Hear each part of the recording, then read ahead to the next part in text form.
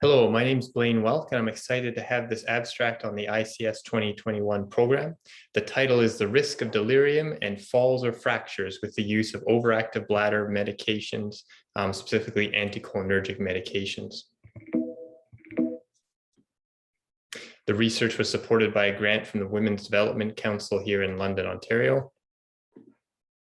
So for introduction, we know the use of anticholinergic medications can be associated with risks such as delirium and falls and fractures. These outcomes are important because they are associated with institutionalization and even mortality in the elderly. However, the risk of delirium and falls or fractures with the initiation of an OAB anticholinergic has not specifically been studied. Our objective was to determine if there was an elevated risk of either delirium or falls and fractures among patients who initiated an anticholinergic overactive bladder medication. And for a reference group, we're using beta-3 agonist users. This class of medication does not have any known risk of delirium or falls and fractures. So to do this, we did a retrospective cohort study using routinely collected population level data from Ontario, Canada. We included all participants who were over 66 years of age, who were newly starting an OAB medication over a 4-year time period. We classified patients based on the type of OAB medication they prescribed. So our reference group, as I said, was beta-3 agonists because they don't have any known risk of these side effects.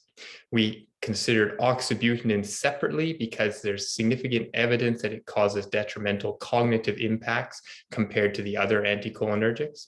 And then finally, we had a group of newer OAB anticholinergics, which still span several decades of development, but essentially include all the OAB anticholinergics other than oxybutynin that are still in use today. This includes tolterodine, sulfenicin, darafenicin, fesoterodine, and trospium. The co-primary outcomes were evidence of a hospital visit with delirium or a visit for a fall or fracture using validated administrative data definitions. Here you can see how we selected our patients. Most patients over the study period were using beta-3 agonists. There were fewer people using oxybutynin, which I think mirrors practiced in most jurisdictions.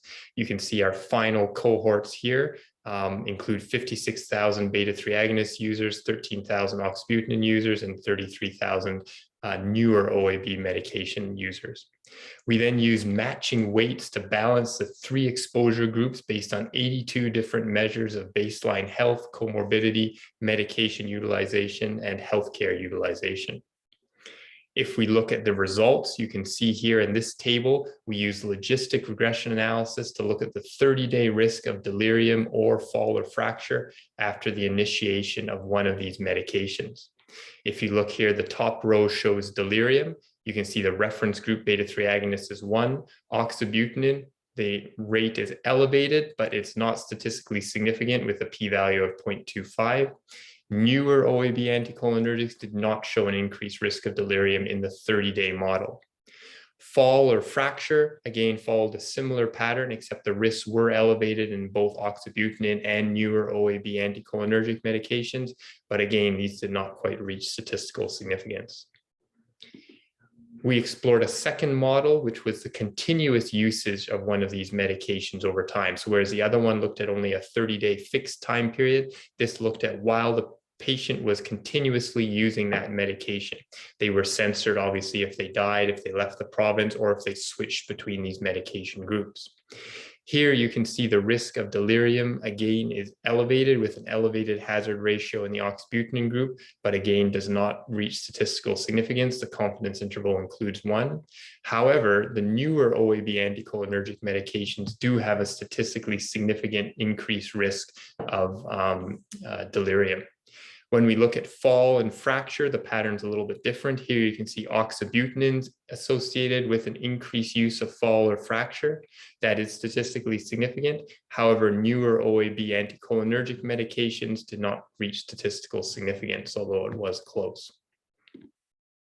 So interpretation, if you look here at the 30-day risk of delirium from oxybutynin, you can see it's elevated. Continuous use, it's also elevated. Fall or fracture, it's elevated. Continuous use, it's elevated and statistically significant in this setting. With the newer anticholinergics, you can see there's no increased risk at 30 days. However, with continuous use, so long-term use, the risk of delirium is statistically increased. Fall or fracture does not seem to be statistically increased in either of these two models. So in conclusion, the use of oxybutynin and newer OAB anticholinergics does not significantly increase the 30-day risk of delirium or fall or fracture compared to beta-3 agonist users.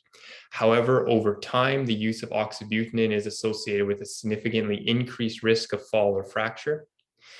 The risk of delirium appears to be elevated in terms of the point estimate, but because of a limited duration of use for most oxybutynin users, these did not reach statistical significance. Newer OAB anticholinergics are associated with a significantly increased risk of delirium with continuous use.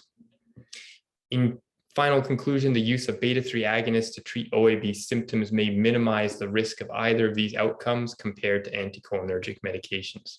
Thank you very much.